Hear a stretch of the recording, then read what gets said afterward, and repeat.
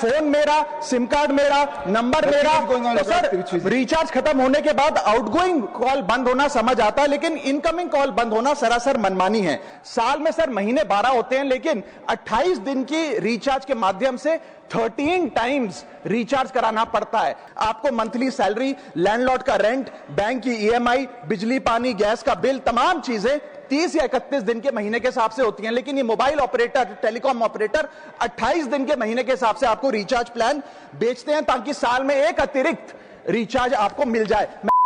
Please sit down. No, Raghov ji, speak. You cannot. I am asking him to sit down. You speak.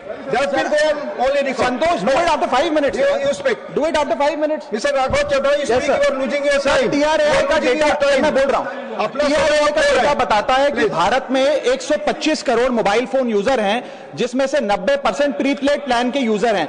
Sir आज मैं prepaid plan के जो mobile users हैं उनकी ओर से 2 समस्याएं उठाना चाहता हूं। सर पहली समस्या है कि रिचार्ज खत्म होने के बाद आउटगोइंग के साथ साथ इनकमिंग कॉल का भी बंद होना। सर जब प्रीपेड प्लान एक्सपायर होता है या मोबाइल रिचार्ज की वैलिडिटी खत्म होती है तो आपकी आवाज बंद कर दी जाती है। फोन मेरा, सिम कार्ड मेरा, नंबर मेरा। तो सर रिचार्ज खत्म होने के बाद आउटगोइंग कॉल बंद होना समझ आता है, लेकिन इनकमिंग कॉल बंद होना सरासर मनमानी है।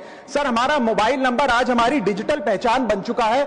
एसेंशियल कम्युनिकेशन जैसे कि UPI payment, banking, OTP, train ticket OTP, PAN Aadhaar authentication, interview का कॉल, हॉस्पिटल का कॉल, मां बाप का गांव से कॉल, तमाम चीजें इनकमिंग कॉल और इनकमिंग एसएमएस से आती है, और वो इसलिए बंद कर दिया जाता है कि इंसान एक रिचार्ज कराना भूल गया। सर इनकमिंग कॉल बंद करना is not stopping of a service, ये हमारे राइट टू कम्युनिकेशन को स्टॉप करने जैसा है। सर जैसे आपका आधार कार्ड इसलिए एक्सपायर नहीं हो जाता कि आपने डिटेल अपडेट नहीं करी, या आपका बैंक का खाता इसलिए बंद नहीं हो जाता कि आपने मंथली डिपॉजिट जमा नहीं किया, या आपका वोटर आईडी इसलिए सस्पेंड नहीं हो जाता कि आप एक चुनाव में वोट डालना भूल गए। ठीक उसी तरह आपका मोबाइल नंबर इसलिए सस्पेंड और डीएक्टिवेट नहीं होना चाहिए कि आप एक रिचार्ज भूल गए। सर मैं सदन में फ्री आउटगोइंग की मांग नहीं कर रहा, फ्री डेटा की मांग नहीं कर रहा, लेकिन इनकमिंग कॉल फैसिलिटी की गारंटी होनी चाहिए। मेरी 3 स्पेसिफिक मांग है। पहली, प्रीपेड मोबाइल कनेक्शन में इनकमिंग कॉल और इनकमिंग एसएमएस कम से कम 1 साल तक कंटिन्यू रहे, चलता रहे from the date of the last recharge, ताकि एसेंशियल कम्युनिकेशन चलती रहे। दूसरी, deactivation of the mobile number after 3 years. ऐसा ना हो कि आपका मोबाइल नंबर किसी को आपका मोबाइल नंबर बंद करके किसी और को अलॉट कर दिया जाए। कम से कम 3 साल का ग्रेस पीरियड देना चाहिए from the date of the last recharge. And third demand, mobile operator should introduce a low cost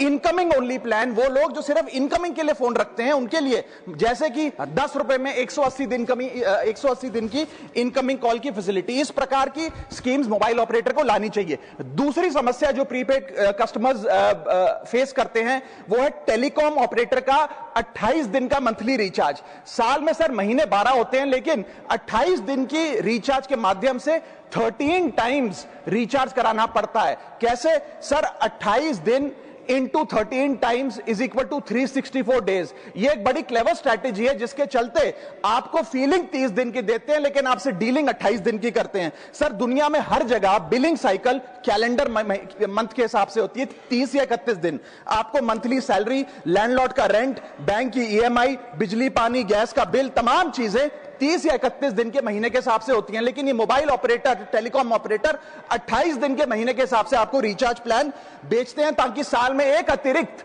recharge आपको मिल जाए। मैं उम्मीद करता हूं कि इसे भी समाप्त किया जाएगा।